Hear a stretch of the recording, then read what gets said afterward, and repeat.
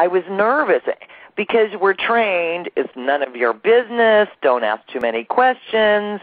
You know, old media terms would be called corporate rating, and then you really learn what sourcing is. And it's about finding potential candidates for, you know, companies, and somebody might end up with a better life or a better, you know, job or a better deal. An opportunity that they would have had no chance of being exposed to. Right. I'd like to say something about the fear factor. Going back to that, Pam brought up something before when we were talking about guilt. Where does all this guilt come from? And a lot of people have the mistaken idea that you have to call up and you have to lie to get names. You don't. It's not what you say, it's how you say it. And there are ways to approach gatekeepers, and you've seen me writing a lot on it lately. There are ways to approach gatekeepers that will elicit information.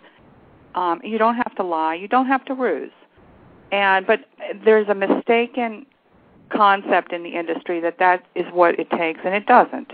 It doesn't.